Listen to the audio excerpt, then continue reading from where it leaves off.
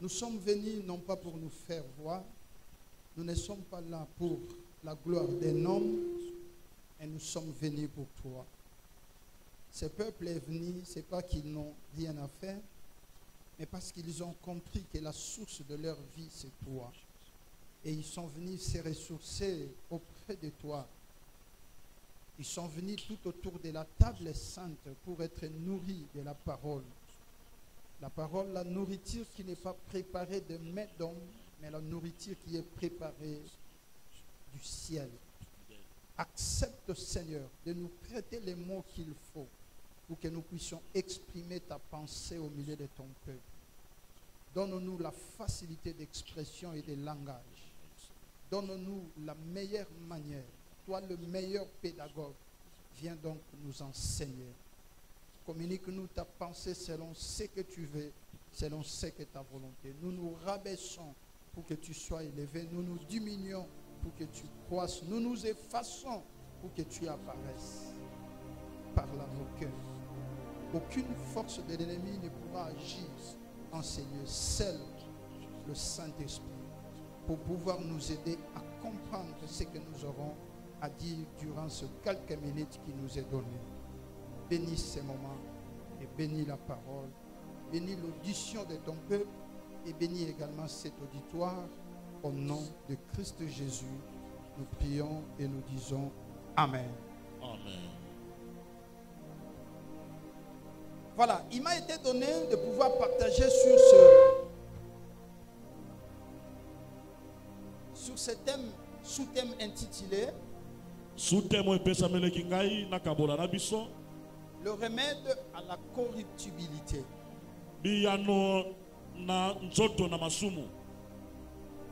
Le remède à la corruptibilité.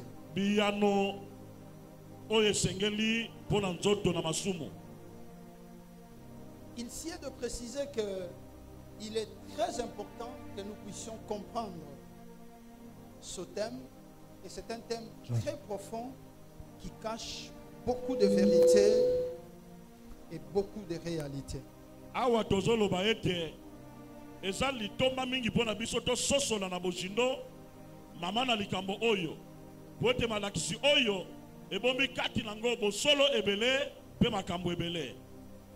Et je loue l'apport de l'homme de Dieu par rapport à ce thème, parce que c'est un thème du moment, c'est un thème du temps.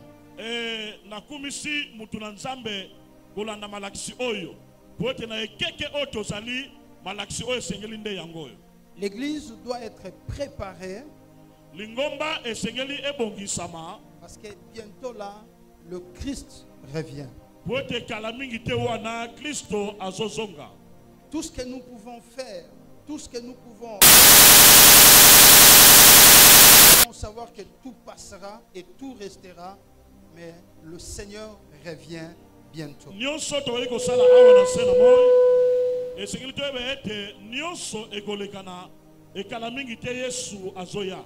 Il nous a promis que je m'en vais vous préparer une place. Et jusque-là, nous attendons que Christ termine de nous préparer la place et de revenir nous prendre.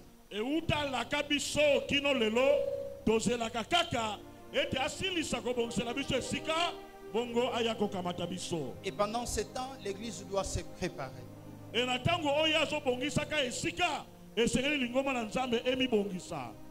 Le remède à la corruptibilité. Il y a des concepts que nous devons comprendre. Le premier concept, c'est le remède. Et le deuxième concept, c'est la corruptibilité. Que veut dire remède? Le remède, selon la médecine, est une substance qui sert à guérir un mal ou à guérir une maladie. Remède de la médecine,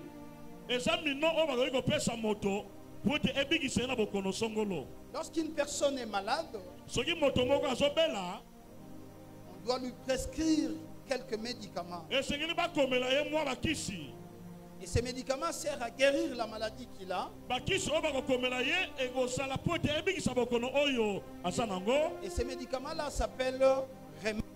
Bongo bakisi oyo bakomaka wana yango na lopoto tozobenga remède to eyano. Le remède, c'est ce qui sert à guérir l'âme d'une personne. Biyano eza makambo oyo ekoki kosunga ete molimo na moto ebika. Le remède est ce qui sert à prévenir. Biyano eza oyo esengeli moto asala mpona komibatela yambo ete mabe ekoma. À surmonter ou à faire cesser un malheur. Biyano eza makambo moto esengeli asala mpona kosilisa likama oyo sebetaki. À faire cesser un inconvénient ou à faire cesser une disgrâce. Mpona kosilisa mbeba to mabe oyo sekoti. Le remède, c'est une panacée. C'est un médicament. Balobi remède eza mino, eza kisi oyo bapesi moto po ete asungama nango. Ce sont des moyens appropriés donnés à l'homme pour s'en sortir d'une situation. Biyano oyo tolobela awa eza banzela oyo bapesi moto po ete abima mutambo moko tolo. Alors lorsque nous parlons du remède de la corruptibilité, Boye tozoloba biyano likolo ya makambo masumu. nous parlons de moyens que Dieu a donnés à l'homme pour que l'homme sorte de la corruption. Tozolobela banzela ba makambo oyo nzambe apesa moto po ete moto abima na mabe. Alléluia. Amen. Que Dieu vous bénisse. Tika nzambe apambola bino. Alors qu'est-ce donc la corruptibilité? Corruptibilité eza nini? La corruptibilité, c'est le caractère de ce qui est corruptible. Balobi corruptibilité eza bisaleli ya eloko oyo ekoki kobebisama. Et corruptible, c'est ce qui est, ou ce qui est le sujet d'être corrompu, le fait d'être corrompu. Corruptible eza oyo ebongisama mpona kobebisama. Alléluia. Amen. La corruption, par contre, c'est une action de corrompre. Corruption eza musala ya kosala mabe. C'est la détérioration, Eza kobebisama. c'est l'action de tourner quelqu'un de son devoir pour l'engager à faire quelque chose contre son honneur, moyennant l'argent. Eza kolongola mutu na makambo oyo esengeli kosala mpe komemba ye asala makambo oyo ezolongola lokumu na ye likolo ya moko. Ce qui est mal à faire, je viens, je te donne de l'argent, je dis voilà, nous devons faire ceci. Tu acceptes l'argent contre ton honneur. C'est ça ce que nous appelons la corruption. Alléluia. La corruption, c'est détourner une personne du droit chemin. Corruption eza kolongola moto na nzela ya malamu oyo azalaki atengama. Ce qui est nécessaire pour que l'homme fasse, on le corrompt, on lui donne quelque chose pour pouvoir ne pas le faire comme il se devait. Nesiki ete moto asala makambo ndenge esengeli yo opesi ye kaniaka po ete asala makambo lolenge mosusu. Mais est-ce que selon Dieu, le même sens de la corruption selon le monde apparaît aussi dans la Bible? Je ne pense pas. Mais na makanisi ya nzambe eske ndimbola ya corruption lokola kaniaka ya Biblia elobeli na La kanisi te. corruption selon Dieu, c'est pas ce que les hommes conçoivent. Corruption kolanda nzambe esuki kaka te na oyo bato bazokanisa. Alléluia. Amen. La corruption selon les hommes, c'est ce que je venais de le dire. Mais alors que selon Dieu, la corruption, c'est pas ça. Corruption selon batu eza bapesi yo mbongo po osala makambo ndenge esengeli te. Mais par rapport à bonzambe eza bongo te. Mais alors, selon Dieu, qu'est-ce donc la corruption? Mais siko selon nzambe corruption eza nini? Pourquoi la corruption? Pona nini corruption? D'où est venue la corruption? Corruption euta wapi? Quelles sont ses conséquences? Ba suka nango ememaka mutu wapi? Voilà toutes ces questions qui méritent la réponse pendant notre Nde enseignement. mituna nyonso oyo tokomeka koyanola na mituna oyo nyonso kolanda ntango epesemeli biso. La corruption selon Dieu, Corruption kolanda nzambe il est venu d'où? Il vient d'où? euti wapi? Quelle est sa source, son origine? Liziba nango eza nini? Suivez-moi très bien. J'entre déjà dans la profondeur de mon message. D'où est venue la corruption? Je retourne. Lorsque Dieu a créé l'Éden, il a créé l'homme à son image. La Bible dit Dieu a pris l'homme et il le plaça dans le jardin d'Éden.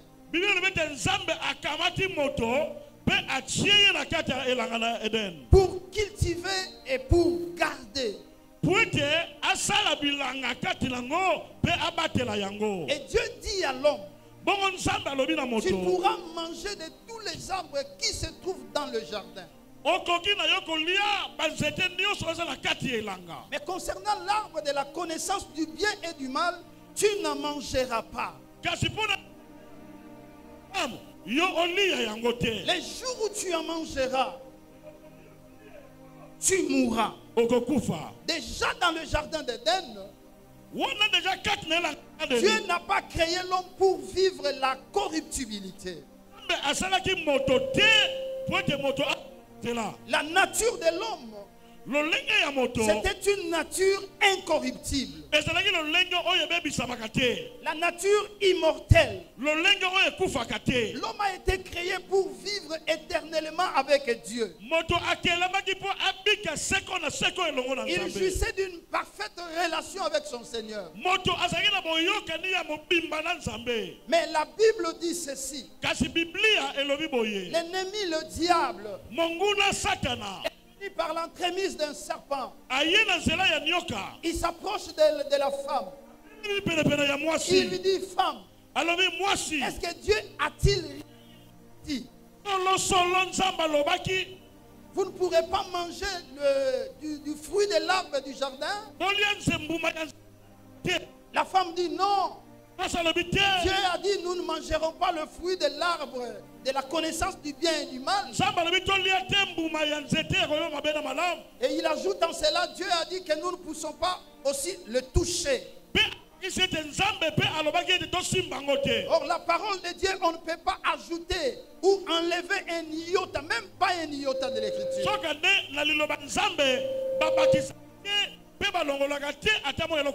Du fait que la femme a ajouté un iota à ce que Dieu n'avait pas dit, constituait déjà une porte ouverte par laquelle l'ennemi devait entrer.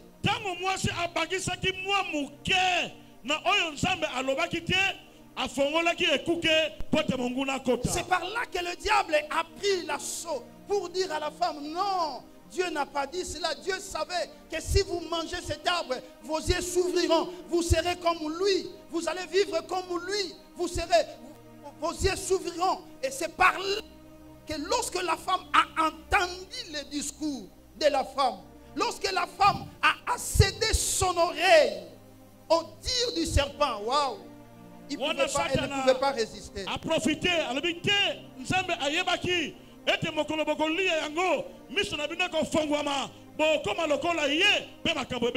Laisse-moi ouvrir cette parenthèse, mes frères. L'église du Seigneur est une femme. Est-ce que je parle à une femme ici? Est-ce que je parle à une femme? L'église du Seigneur ne peut pas céder son oreille au serpent.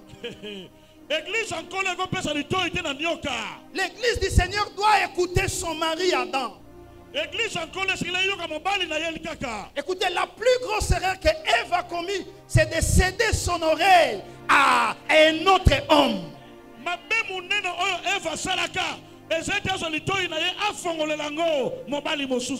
Alléluia. Écoutez mes frères, l'homme physique mange par la bouche et ça descend dans son estomac.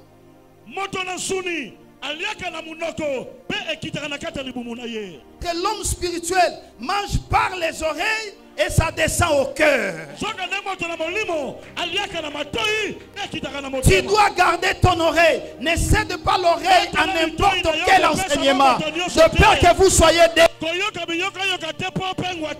Je parle à quelqu'un ici. Garde ton oreille. Parce que ton oreille, c'est ta bouche spirituelle. Tu ne peux pas faire gober n'importe quoi dans ton oreille. Il faut manger ce que Dieu a dit à Adam. Et moi, je crois, ici à Maigreur, nous avons un Adam. Et cet Adam-là a écouté ce que Dieu avait dit.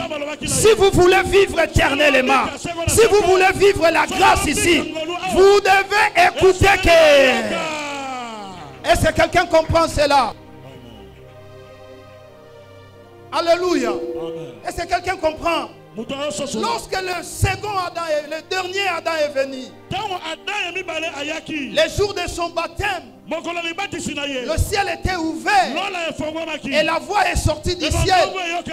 Celui-ci est mon fils bien-aimé, en qui j'ai mis toute mon affection. Écoutez-les. Nous ne pouvons qu'écouter notre homme. Et si nous écoutons notre homme, nous allons vivre. Pourquoi la femme ne peut pas céder son oreille à n'importe qui?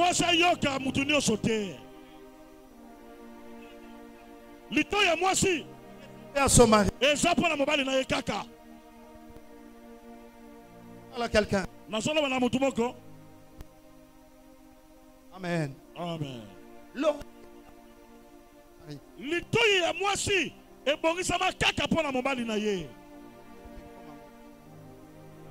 Réservé à son mari. Quelqu'un a compris?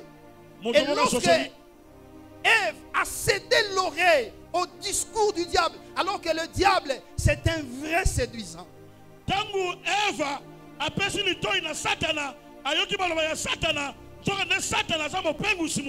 Vous savez, l'homme comme l'homme d'un homme, des garçons, mange par les yeux.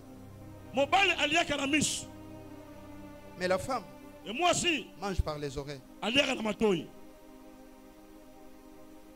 Oh, est-ce que j'ai parlé à quelqu'un? L'homme c'est les yeux. Mais la femme c'est les oreilles. Vous regardez une femme. Vous regardez l'homme qui les malmène. Vous vous dites, est-ce que à mon akato, à mon akato? Non,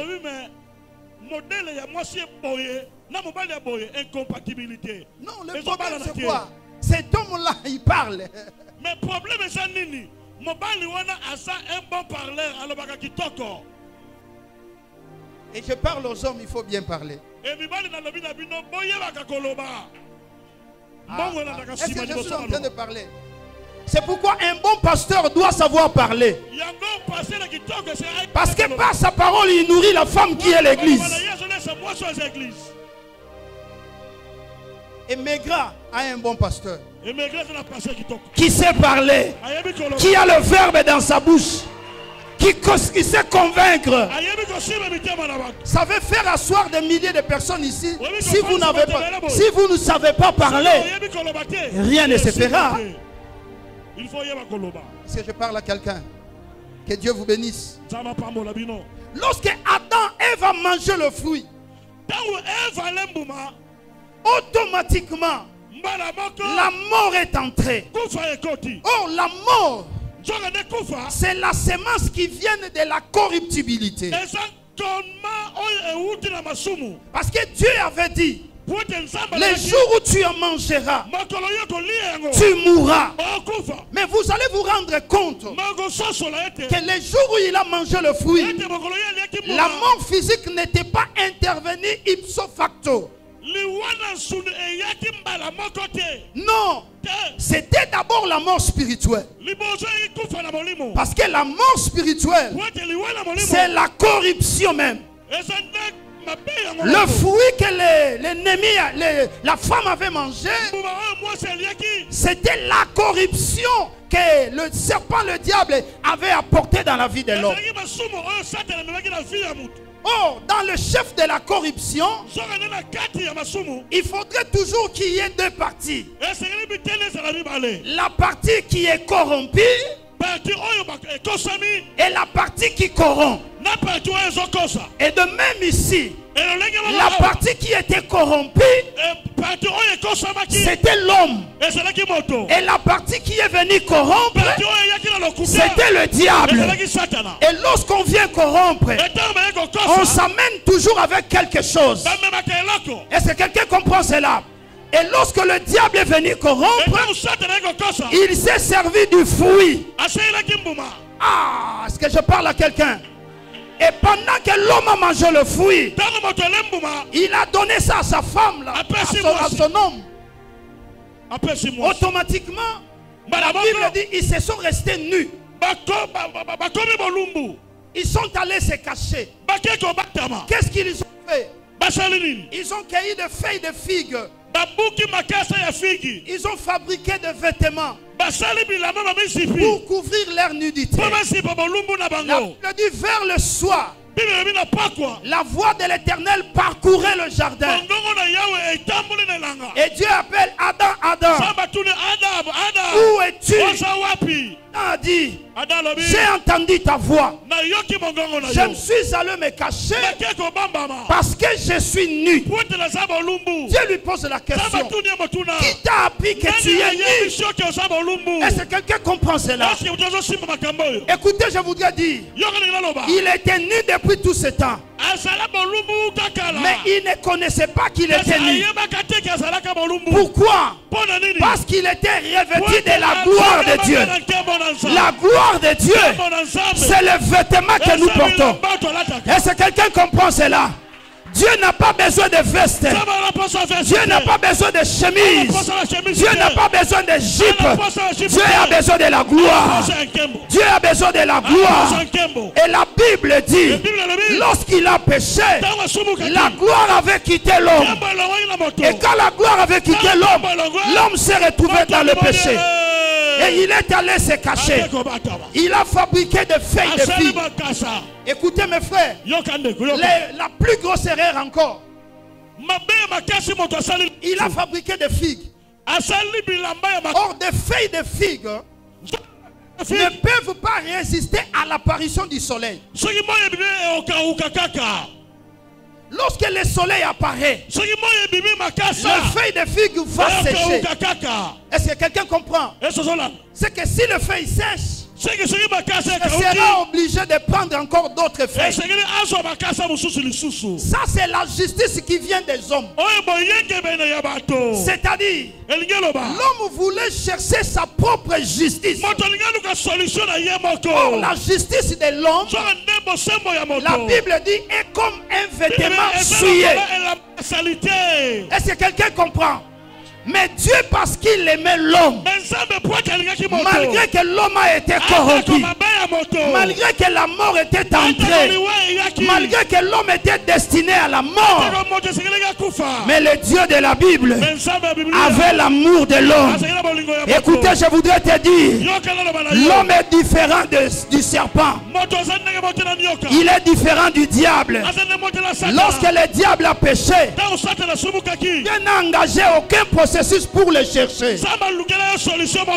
Au contraire, il a créé la Guéhenne.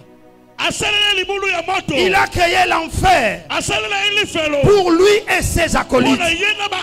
Mais lorsque l'homme a été corrompu, Dieu a pris la décision. Il dit, je ne peux pas abandonner l'homme que j'ai créé à mon image. Laisse-moi te dire, tu es très important. Tu as de la valeur. Même si les gens ne te considèrent pas, même si les gens ne savent pas, ne voient pas ce que tu es, tu n'es pas n'importe qui. Tu es celui que Dieu a accepté d'aller à la croix. Tu as de la valeur. Je voudrais dire à une personne, ne te néglige pas, ne t'abandonne pas. Tu es important. Tu es important. Ce que tu es ne dépend pas des hommes, mais ce que tu es, ça dépend de celui qui t'a créé. Même si aujourd'hui tu ne vois rien, ne crains pas. Dieu est avec toi. Dieu est avec toi. Il a dit, je ne t'abandonnerai jamais. Il est avec toi. Est-ce que je parle avec quelqu'un? Je voudrais parler à quelqu'un. Tu t'es déconsidéré. Tu t'es déconsidéré. Parce que tu es sorti d'une famille pauvre. Parce que tu ne vois pas tu vois le flou. Tu n'as pas étudié, tu continues à étudier, mais tu n'as pas fini. Pourquoi? Parce qu'il n'y avait pas de moyens pour que tu continues. Je parle à celui-là. Dieu me dit de te dire, ne te déconsidère pas. Ne te déconsidère pas. Il a mis quelque chose en toi. Il a mis quelque chose en toi. Attache-toi à lui. Et tu verras la gloire de Dieu.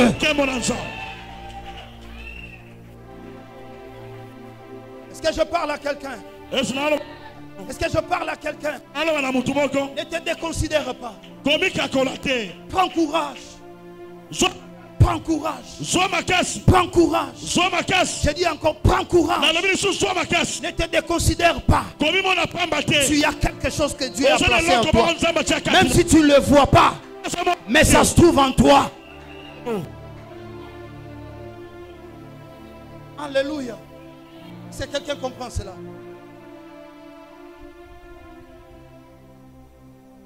Adam, où es-tu? Je me suis allé me cacher parce que je suis né. Et Dieu a compris. Qu'est-ce qu'il a fait? La Bible dit, il dit à Adam, est-ce que as-tu mangé le fruit de l'arbre que je t'avais interdit? Adam dit, c'est pas moi. C'est la femme que tu m'as donnée.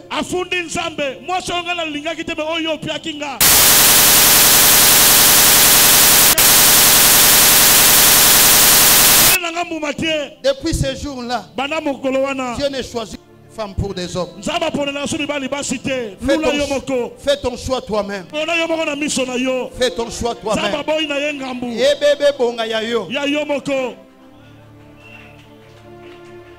Oh Nzamba la kisingai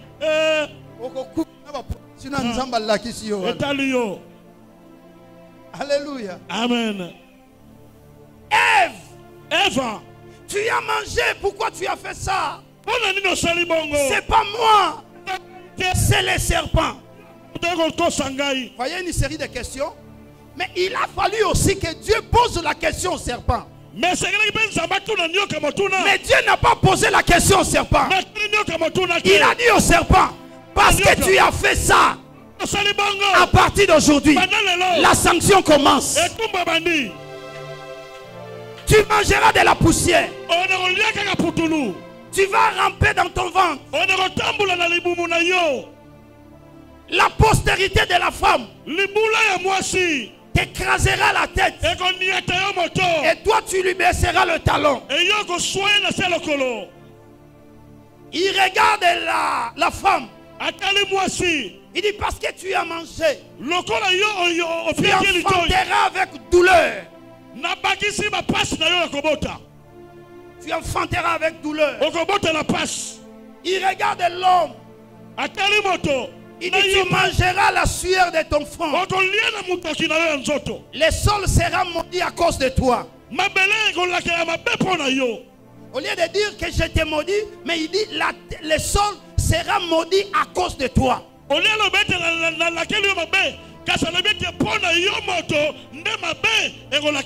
Ça c'est l'expression de l'amour d'un père. Le sol sera maudit à cause de toi. Est-ce que c'est le sol qui a commis le mal? Non. Qui a commis le mal? C'est l'homme. Mais pour maudire, Dieu ne maudit pas l'homme, il maudit le sol. En fait, quand il maudissait le sol, il savait que dans la composition de l'homme, il y a la partie physique et la partie spirituelle. Il dit, la partie spirituelle ne connaîtra pas la corruption, parce que la partie spirituelle vient de moi. Mais la partie physique, c'est le sol. C'est celle-là que j'ai maudit. Je voudrais dire, toi tu n'es pas la partie physique. La partie physique que tu portes retournera à la poussière. Mais toi, véritable, tu ne retourneras pas à la poussière. Tu iras à la rencontre de ton époux. Ah! Alléluia. Et c'est quelqu'un écoute cela. Que Dieu vous bénisse. Et il lui dit encore, le sol te produira des épines et des ronces. Alléluia. Amen. Mais malgré ça, qu'est-ce que Dieu a fait? Voilà l'expression de l'amour d'un père. Il est allé dans la brousse. Je ne sais pas, il avait l'épée ou quoi. Il a tué un animal. Il prend la peau de l'animal.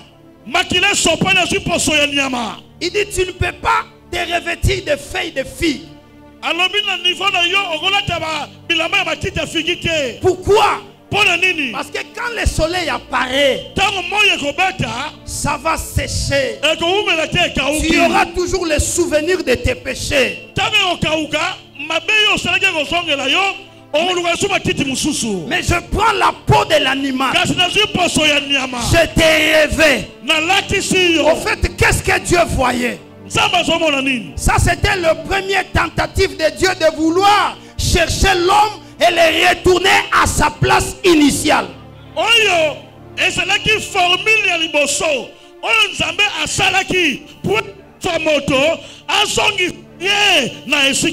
Parce que dans l'animal là que Dieu a tué,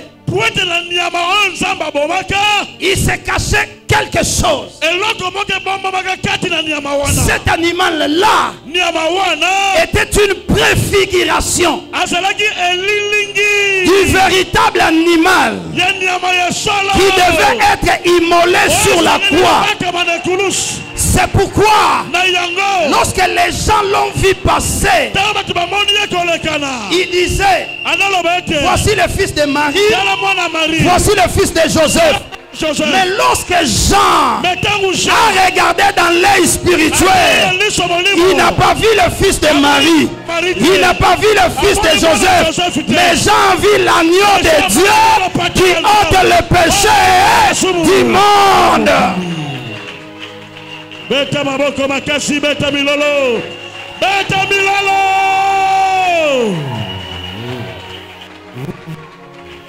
Alléluia. C'était déjà de première tentative. Et c'est quelqu'un m'a compris. Et c'est quelqu'un m'a compris. Qu'est-ce que Dieu a fait? Il chassa l'homme de l'Éden. Il prend les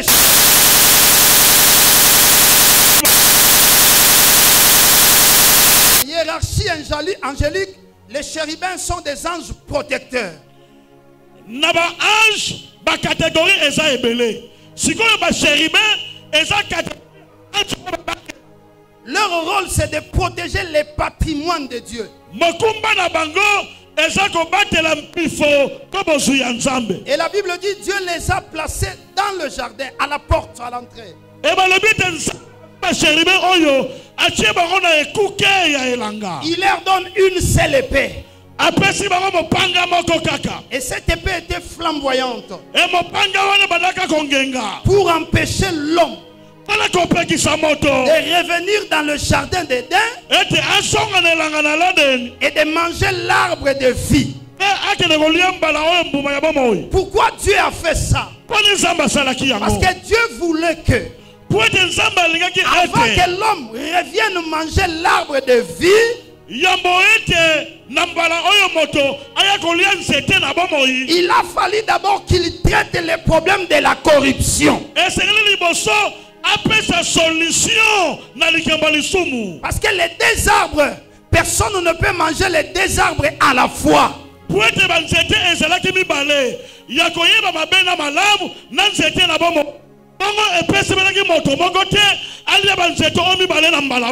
Est-ce que je parle à quelqu'un? Est-ce que je parle à quelqu'un? Parce que le mal et les ténèbres, le bon et le mal ne peuvent pas vivre ensemble.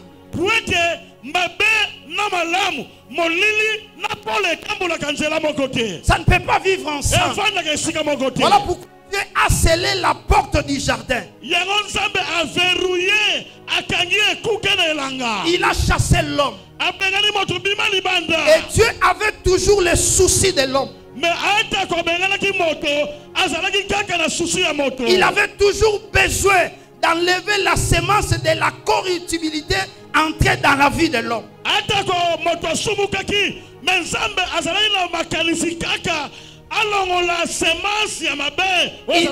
Il choisit Abraham. Il le tire de là où il était. En Chaldée, en Ur. Il les ramène là-bas. La Bible dit Abraham est comme notre père dans la foi.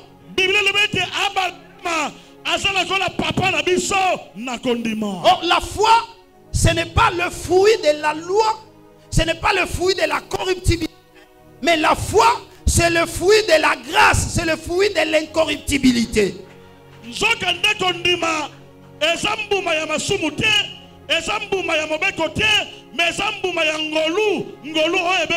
C'est que j'ai compris bien, Abraham a vécu la grâce, mais Abraham n'a pas vécu la loi. Dieu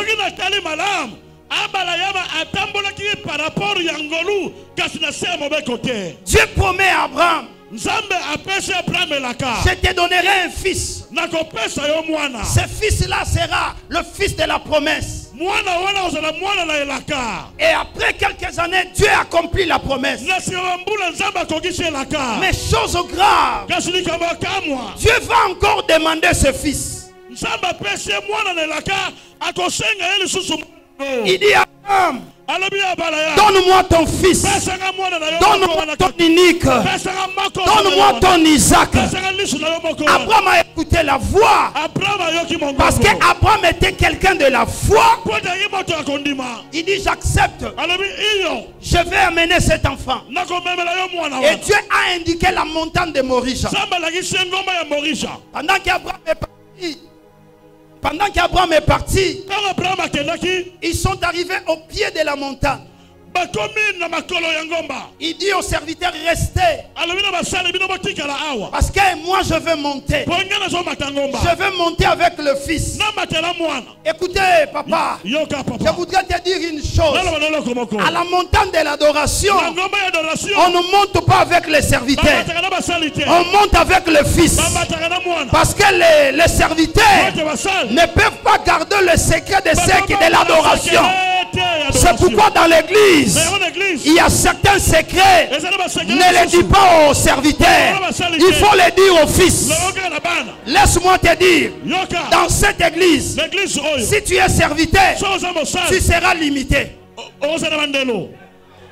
Mais si tu es fils, le fils n'a pas honte d'entrer dans la chambre de son père, alors que le serviteur n'entre pas dans la chambre de son père. Laisse-moi te dire encore, les rapports de serviteur avec le père, c'est un rapport salarial. Je travaille, tu me payes. Par contre, les rapports du père avec le fils, c'est les rapports de l'héritage. C'est les rapports de l'héritage. C'est-à-dire, comme je suis le fils de mon père, les biens de mon père m'appartiennent aussi. C'est pourquoi dans cette église, sois fils, ne sois pas serviteur, sois fils.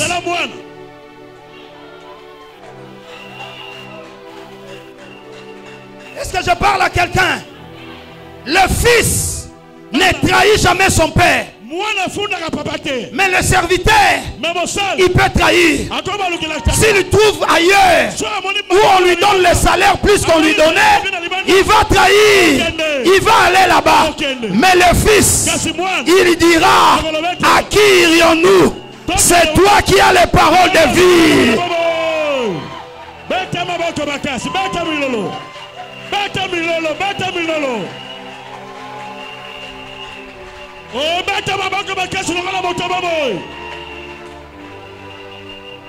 Alléluia. Sois fils dans cette maison. Or, tout fils obéit à la voix de son père. Il écoute son père parce qu'il sait que sa vie est entre les mains du père. La Bible dit les fils sont des flèches dans les carquois du père. Les fils sont des flèches dans les carquois du père. Je voudrais t'expliquer. C'est-à-dire, pour que le fils aille très loin, ça ne dépend pas du fils. Ça dépend du biceps du père. Parce que c'est le père qui va tirer. Si le fils soutient le père peut tirer loin. C'est pourquoi vous voyez certains fils sont allés loin. Par contre, d'autres ne sont pas allés loin. Pourquoi? Parce qu'ils n'ont pas donné l'opportunité au père de les tirer. Je voudrais parler à un fils qui est ici. Tu es une flèche. Tu es une flèche. Ta percée, ton avancement, ta progression ne dépend pas de toi, mais ça dépend de ce père. Si tu es avec lui, il te lancera plus loin.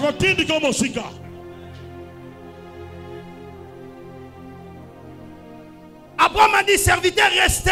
Je vais partir avec le fils. Parce que ce que je veux faire là-bas, c'est l'affaire de père et fils. La paire de...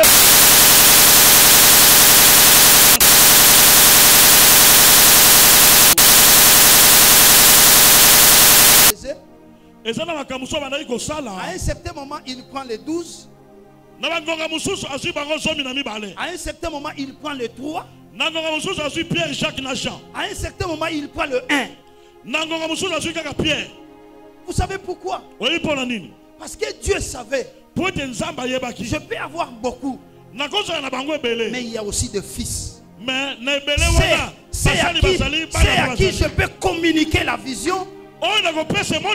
Et ils avalent la vision. Oh, qu'est-ce que je voudrais dire? Qu'est-ce que je voudrais dire? Je voudrais dire ceci. Le père, papa, c'est Samson. C'est Samson. Papa, c'est Samson. Et le fils, c'est des renards. Si le père a besoin d'embraser les champs des Philistins, il va utiliser le fils. Il va aller prendre les renards. Il va prendre la queue des renards. Il réunit des adés. Il met la flamme. Et les renards entrent dans les champs. Ah, tu ne m'as pas compris. Je voudrais te dire, les champs des Philistins, c'est le monde ici. Et les renards, c'est toi, c'est lui, c'est nous. Et le Samson, c'est celui qui a la vision. Il a besoin d'embraser les champs des Philistins, mais il a besoin de toi. Il veut te communiquer la vision. Je voudrais dire, disponibilise-toi pour le Père. On parlera de toi.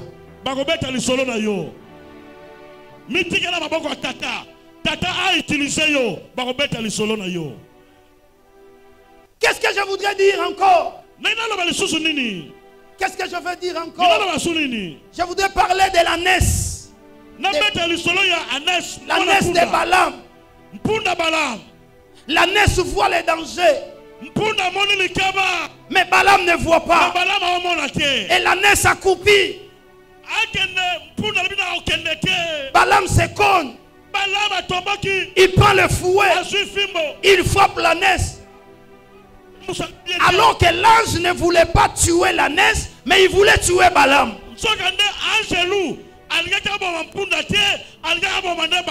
Mais la NES aussi pouvait avancer. Parce que c'est pas moi qui sera tué, c'est lui qui sera tué. Et moi, quelqu'un d'autre va me prendre Et nous allons évoluer. La NES n'a pas dit ça. Mais la NES a protégé son maître. Il a accepté les fouets de son maître. Mais il n'a pas voulu exposer la vie de son maître. Un véritable fils, c'est celui qui protège son père. C'est celui qui ne parle pas du mal de son père. C'est celui qui sécurise son père. C'est celui qui veille sur la vie du père.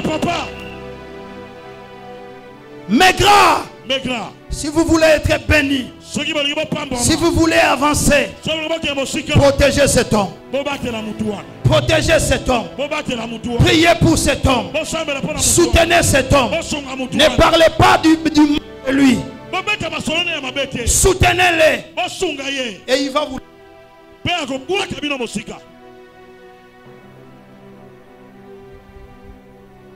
Amen. Les serviteurs sont restés. Il prend le fils. Il dit porte le bois. Prends le couteau. Prends le fer. Allons sur la montagne. Pendant qu'il montait, Isaac a constaté une chose. Il dit papa, nous avons l'habitude de venir adorer. Mais quand nous venons, nous avons l'habitude d'apporter le bois. Nous apportons le feu. Nous apportons le couteau.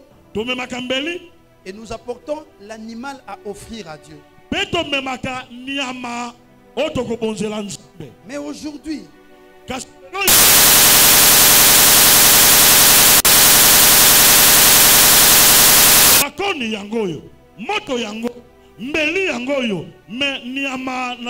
où est l'animal que nous allons offrir à Dieu? Écoutez le prophète Abraham. Il dit mon fils, le Dieu de la Bible, c'est pouvoir. Alors que dans son cœur, il savait que je vais sacrifier le fils. Et le livre des Hébreux dit ceci. Abraham parlait de ça parce qu'il savait que Dieu était capable de ressusciter Isaac, même s'il mourait.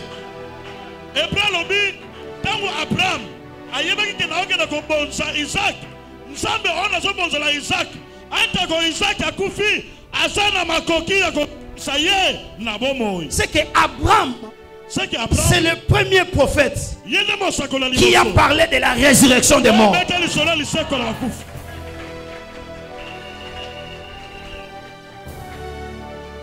Le premier prophète. Parce que Dieu savait, Abraham savait que même si je tue l'enfant, mais le Dieu de la Bible donnera la vie à cet enfant. Quelle dimension! Et il prend l'enfant, il monte. Il arrange l'autel. Il prend l'enfant. Il le ligote. Il le dépose sur l'autel. Écoutez, Abraham avait déjà plus de 100 ans. Son corps était déjà affaibli. Son fils Isaac avait déjà au-delà de 18 ans. Approximativement. 18 ans. Isaac déjà à 18 ans. Mais écoutez, Isaac avait la force de repousser son père. Quand il le voyait, son père le liait. Et il se laisse son père lier. Vous savez pourquoi? Abraham et Chez Mbaki. Isaac a dit que pikiliki. Agotindika papa la papa zolingaye. Mais atindikite. Oui pour l'année. Parce qu'Isaac était considéré comme étant l'agneau qu'on amène dans la boucherie. Isaac l'agneau quand on le tue, il ne crie pas, il se laisse tuer.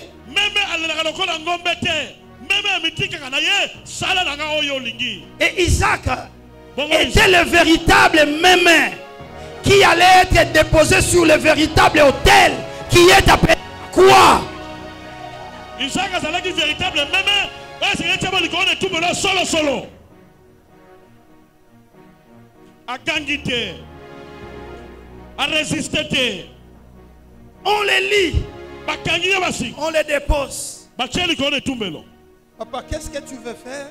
Papa olingo sala nini? C'est toi l'animal que tu avais posé la question. Omoni otunanga lisolo ya nyama nambala oyo tanye nyama ngo ekomi yo. Mais papa, toi tu m'avais dit que Dieu t'avait dit que je suis le fils de la promesse. Mais papa, Et que c'est moi qui va hériter tout ça. Maintenant,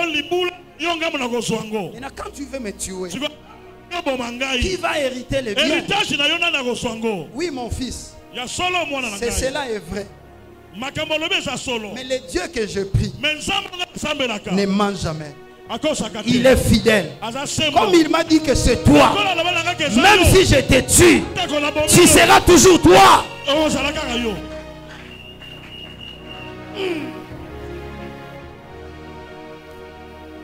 Isaac dit à vos ordres, papa. Isaac a dit, iyo papa, sala lokola, que ta volonté soit faite. C'est pourquoi le véritable Isaac à la croix, il pouvait aussi dire ça.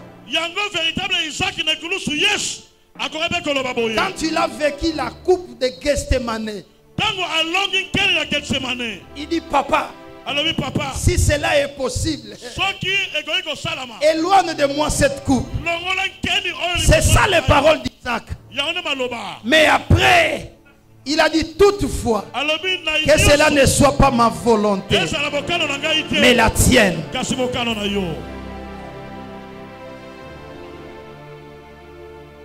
Et le père prend le couteau. Il dit mon fils, c'est pas moi, c'est l'Éternel.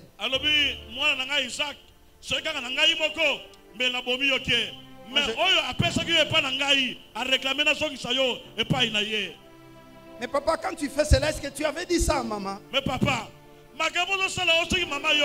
est-ce que maman go sepela? Si j'aurais dit ça à ta maman, ya solo na solo la maman na yo. Lisuna ya suka. Seki na solo na maman na yo lisuna suka. Alinga ola telanga lingwanda. Alinga la telanga lingwanda ngeza ma bepo na ngana yo. Yango na yebisaki. Yango na bombela ki maman sekele nyoso balobaka kaka te. Na okeno yebiseka tango na kozonga. Mais là na kozonga na yebiseka mwana na kendaki na ye nzamba sekaki na bonzie pa nzambe. Mais du moins je crois.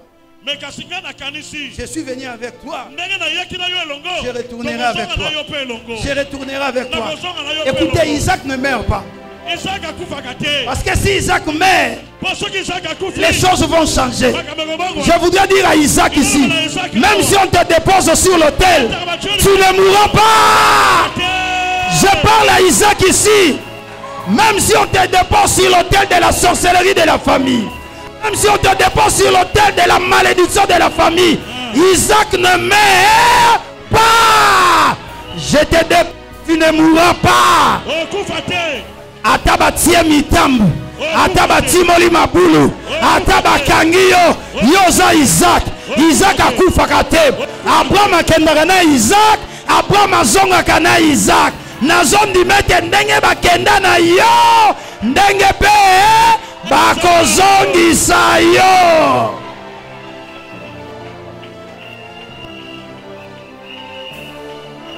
Isaac akufa kate. Jamais Isaac a Koufa. Isaac a Koufa jamais. Parce que c'est lui le fils de la promesse. Je vais parler à Isaac. Tu es Isaac de ta famille. Tu es Isaac de ta famille. Tu es Isaac de ta famille. Je parle à quelqu'un. Tu es Isaac de ta famille. Tu ne mourras pas. Je dis bien tu vivras. Je dis bien tu vivras. Makita basala na mayo. Toi tu dois vivre. Lobangaya lentawaba nakokufa te ndenge bakena nga ndenge bakozonga na nga pona za Isaac.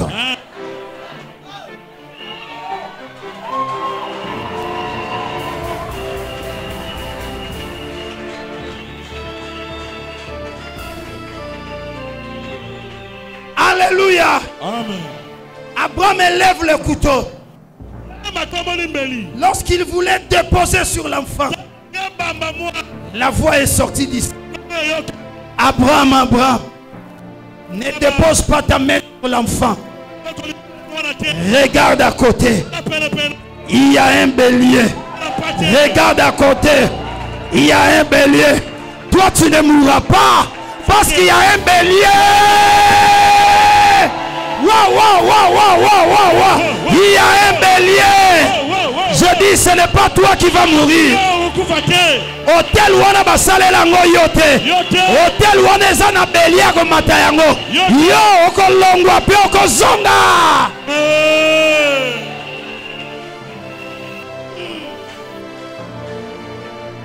Alléluia. Amen.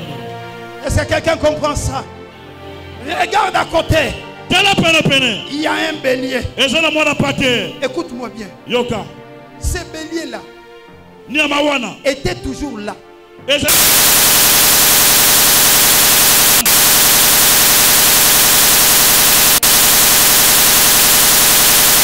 Là. Était toujours là. Mais Abraham ne voyait pas parce qu'il était aveugle. Écoutez, j'ai lu la Bible de Genèse en Apocalypse. J'ai trouvé aucun prophète n'a ouvert les yeux des aveugles. Aucun prophète n'a ouvert les yeux des aveugles. Ils ont ressuscité les morts. Ils ont multiplié les pains. Ils ont séparé les eaux. Mais personne n'a ouvert les yeux des aveugles. Vous savez pourquoi? Parce que l'ouverture des yeux des aveugles n'était pas destiné au prophète, mais c'était destiné à lui-même. C'était lui-même. C'est pourquoi lorsqu'il vient dans le temple, il ouvre les rouleaux, il tombe là où il est écrit: l'Esprit du Seigneur est sur moi, le Seigneur m'a oint et il ajoute, pour ouvrir les yeux des aveugles. C'est que seul Jésus a la mission d'ouvrir les yeux des aveugles.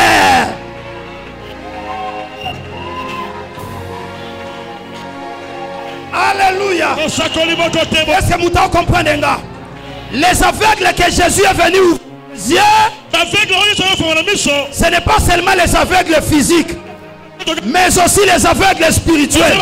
Parce que toi et moi, nous ne connaissions pas les choses de Dieu. Nous ne connaissons pas la volonté de Dieu. Mais le Dieu de la Bible nous a ouvert les yeux pour que nous puissions voir. Je prie ce soir que Dieu t'ouvre les yeux. Que Dieu t'ouvre les yeux. Ce que tu cherches, te cherche aussi. Le bélier est à tes côtés. Le bélier est à tes côtés. Je dis, tu verras ton bélier.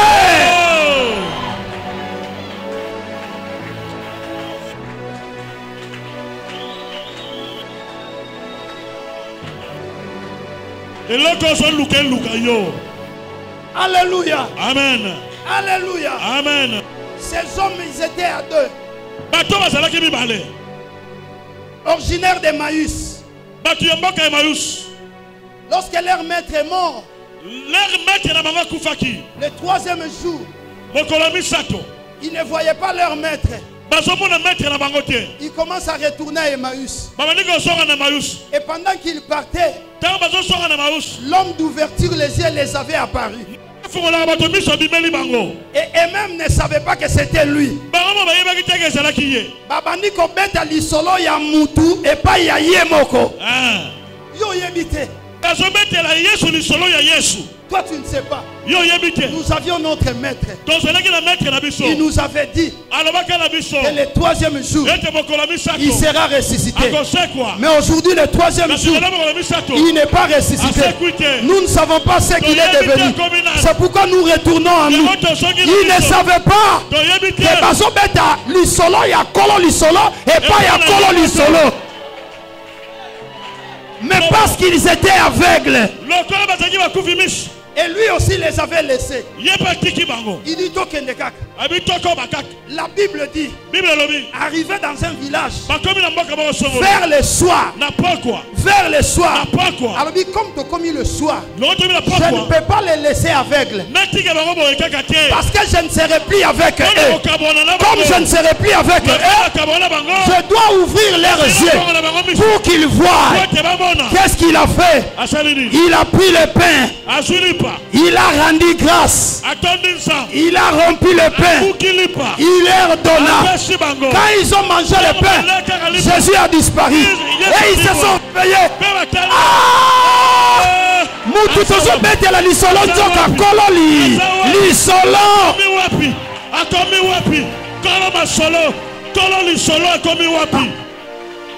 Kaloyo nyonso toyebaki te ke ezalaki ye. Miso ezalaki aveugle. Laisse-moi te dire, nous sommes au temps du soir. Nous sommes au temps du soir. Les ténèbres dans le monde. Mais la Bible dit, vers le soir, la lumière apparaîtra. Oh, la lumière, c'est la parole. La parole que nous vous prêchons, ça ouvre les yeux. Ça ouvre les yeux.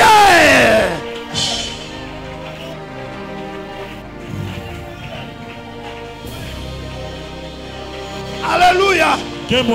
C'est pourquoi quand je prêche, je ne parle pas aux aveugles, mais je parle aux voyants. Je parle aux voyants. Tu n'es plus aveugle, mais tu vois.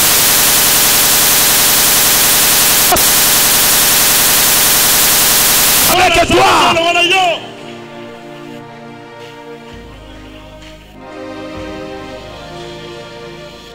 Alléluia.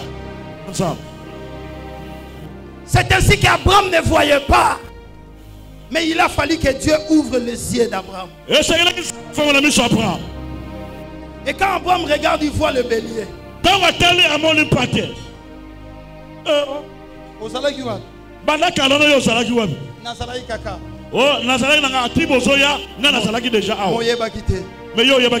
voudrais te dire, ce que tu cherches de toi n'est pas loin de toi. Talana mupanzi. Tuna muninga. Lobane loko zoluka. Eza musika te. Eza ka pembeni na yo. Fongola kaka miso. Okomona. Yango lelo na eko fongola miso. Na fongoli yo miso. Na fongoli yo miso. Na fongoli yo miso. Tu vas voir là où tu ne voyais pas. Là où tu ne voyais pas. Tu verras là où tu ne voyais pas. Reçois.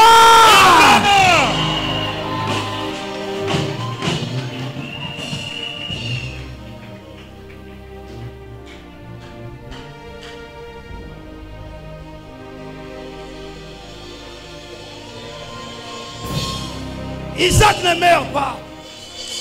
C'est le bélier qui va prendre ta place. Vous savez pourquoi Isaac ne pouvait pas mourir? Parce qu'en Isaac, il y avait la sémence d'Adam. Or la sémence d'Adam, c'est la sémence corruptible. Et tant qu'un homme avec la nature d'Adam, il ne peut pas prendre la place des autres. Parce que jamais un mort peut sauver un mort. Jamais quelqu'un qui est noyé ne peut sauver quelqu'un d'autre qui est noyé. Non. C'est lui qui devrait sauver l'humanité. Enlever la corruption. Ne devait pas avoir la nature d'Adam.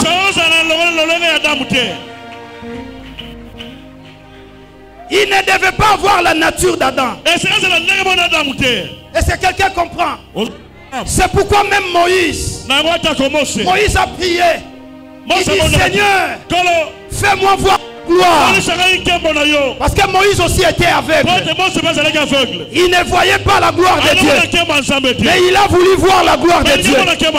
Dieu lui dit, Moïse, écoutez, je vais te prendre. Je vais te mettre dans le creux du rocher.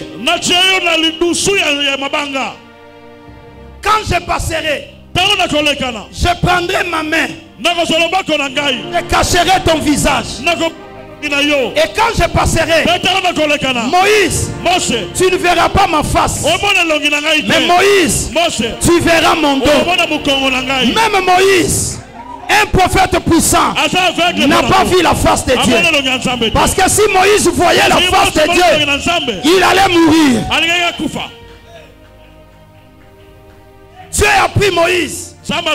Il a caché dans les rochers. Pour voir la gloire de Dieu, il faut être dans les rochers. Moïse voyait les rochers, mais il ne connaissait pas le mystère du rocher. Oh, c'est toi et moi qui connaissons le mystère des rochers.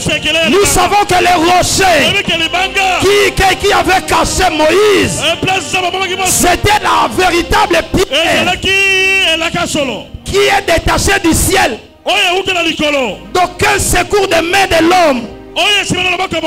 Cette pierre-là est descendue et a brisé la statue de Nabucodonosor. Cette pierre-là, c'était la pierre où Esaïe a dit, j'ai mis en Sion pour fondement une pierre qui est solidement posée. Celui qui la prendra pour appui n'aura jamais hâte de fuir. Oh, ce véritable rocher, c'est le Seigneur Jésus. C'est le Seigneur Jésus. C'est le Seigneur Jésus. Pour voir la gloire de Dieu, il faut être dans le rocher.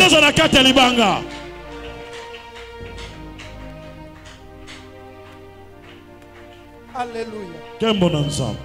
Moïse, tu ne verras pas ma face. Tu verras le dos. Écoutez, est-ce qu'on peut reconnaître exactement une personne par le dos? Est-ce qu'à travers mon Congo, on peut tâtonner? Mais par le visage, on aura l'assurance. Sans faute. Écoutez, d'où est venu Dieu? Et où il partait pour que Moïse ne voie que les dos. Dieu est parti de l'éternité. Il allait à la croix pour faire montrer sa face à un peuple. Moïse ne pouvait pas voir la face de Dieu. Mais toi, tu as vu la face de Dieu. Tu as vu la face de Dieu.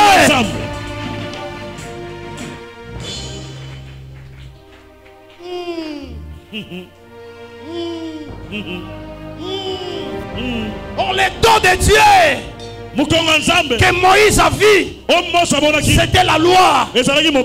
La face de Dieu que tout le monde nous avons vu à la croix, c'est la grâce. Pour que l'homme quitte la corruptibilité, il faut la grâce.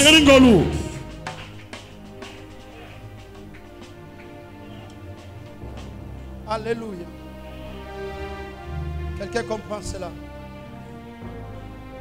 Quelqu'un comprend cela? Quelqu'un comprend cela? Quelqu'un comprend cela? Dieu a tenté avec des hommes,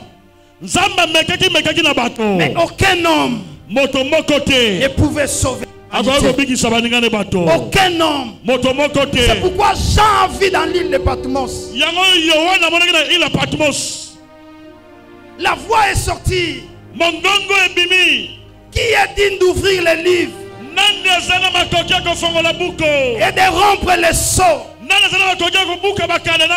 La Bible dit, dans le ciel, il n'y avait personne.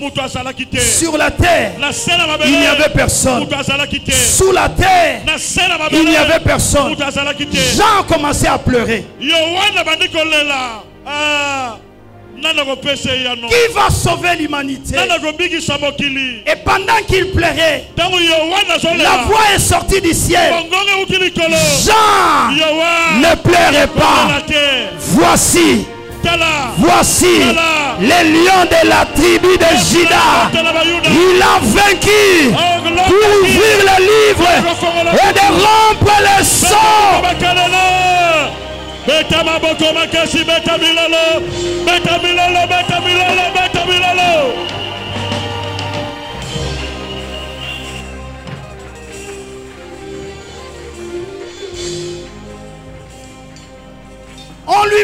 les lions de la tribu de Juda.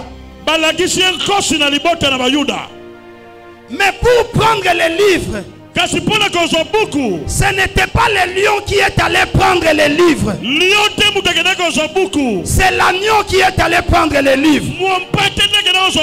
Si je comprends bien, ce livre-là, il y avait deux mystères.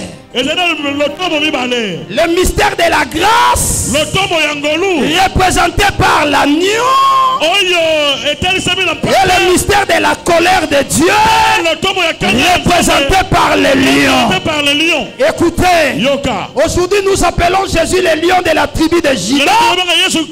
Mais laisse-moi te dire, Jésus n'a pas encore exercé la fonction de lion. Il exerce la fonction de l'agneau. La fonction de l'agneau, c'est la grâce, c'est le salut. La Bible dit, aujourd'hui, si vous entendez sa voix, n'endurcissez pas vos cœurs, parce que les mains de Dieu, aujourd'hui, l'arche de Noé, la porte est ouverte. Noé est en train d'appeler. Qui est Noé? C'est le Seigneur Jésus. L'arche est ouverte. Aujourd'hui, même si tu ne connais pas le Seigneur, maintenant même, si tu peux l'accepter, tu y entreras dans l'arche. Et il arrivera un moment où l'arche de Dieu, la porte va se fermer. Et lorsque la porte se fermera, c'est l'enlèvement de l'église.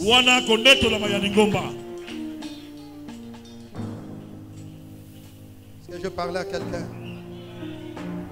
Je vais finir. Je suis presque à la fin. On te dit, comme l'homme était incapable de sauver, il a fallu que Dieu lui-même descende. C'est pourquoi le prophète Michée, d'un œil prophétique, Michée dit ceci: je vois l'Éternel Dieu des armées. Il sort de sa demeure. Il descend sur les auteurs de la terre. Et il marche sur la terre. Qui est l'Éternel Dieu des armées? Qui a quitté son trône et qui est descendu sur la terre? C'est le Seigneur Jésus. Et quand lui-même est venu, le véritable, celui qui n'avait pas le sang d'Adam,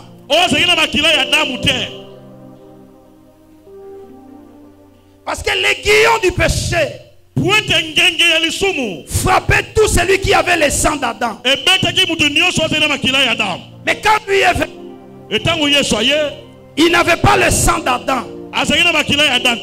Et c'est pourquoi même le diable, comme il était venu séduire le premier Adam, il est aussi venu au second et dernier Adam. Parce qu'il n'y a pas un troisième Adam. Non. Nous avons le second et le dernier Adam. Il est venu par le manger, séduire le premier Adam. Il est aussi venu par le manger, séduire le deuxième Adam. Mais il ne savait pas que le deuxième Adam n'était pas terrestre, mais le deuxième Adam était céleste. Le deuxième Adam n'était pas mortel, mais le deuxième Adam était immortel.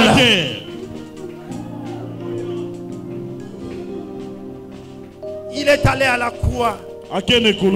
Je finis parce que mon air est parti. Il est allé à la croix. Écoutez. Sur la croix, avant même d'y monter, les souverains sacrificateurs ont inspiré aux soldats d'abord de fabriquer la couronne des épines.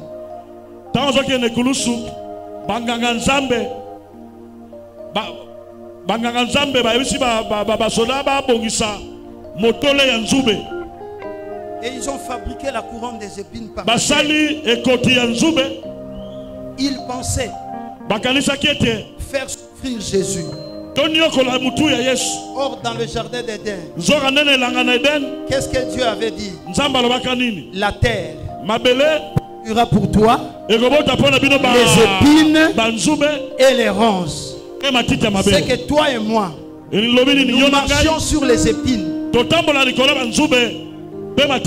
il a fallu par la mort de Jésus que Jésus enlève les épines, enlève les nzube pour que toi aujourd'hui tu ne marches plus sur les épines. Aïe aïe aïe aïe aïe. Yango lelo ozotambola lisusu likolo ya banzube te.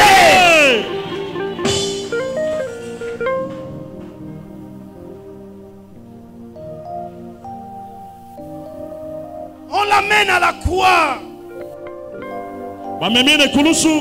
Quelqu'un a pris la lance. Il perce sa côte. Et lorsqu'il perce sa côte, la Bible dit l'eau est sortie. Le sang est sorti. Laisse-moi te dire, en ce stade-là, Jésus n'était plus homme.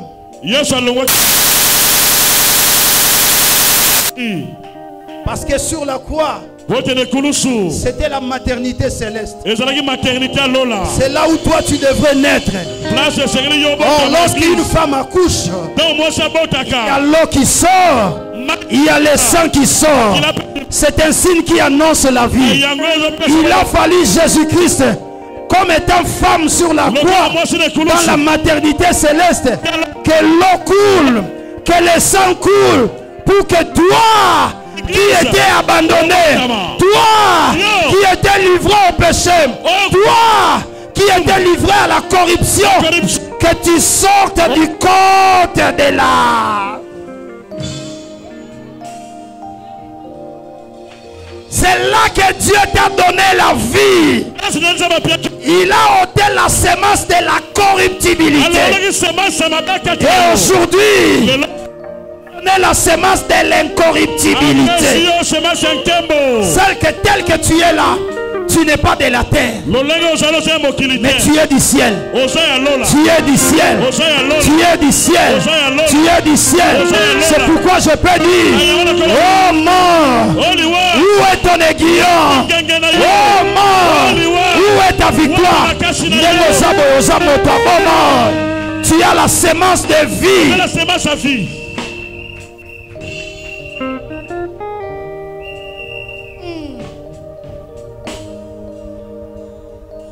Maintenant, tu portes un corps de l'incorruptibilité. Mais cela se manifeste sous deux formes. La première forme, ton âme est rachetée. Parce que tu as mangé l'arbre de vie. Tu es déjà dans le jardin. Tu as mangé l'arbre de vie. Mais ce qui reste, c'est la rédemption du corps. L'œuvre est déjà faite. Mais la totalité de l'œuvre se fera le jour de l'enlèvement. C'est pourquoi vous voyez, avec ce corps tu peux mourir. Parce que la rédemption de ce corps n'a pas encore eu lieu. Mais lorsque la trompette de Dieu sonnera, les morts en Christ ressusciteront premièrement. Ensuite, nous les vivants, restés pour l'avènement du Seigneur, nous serons transformés et nous irons à la rencontre de notre époux. Reçois la vie. Reçois la vie. Reçois la vie. Reçois la vie. Laisse que cette parole entre à toi. Que cette parole te bénisse. Que Que cette parole te bénisse. Que cette parole te bénisse. Soyez bénis. Soyez bénis. Topusani ibosona yo ya ya.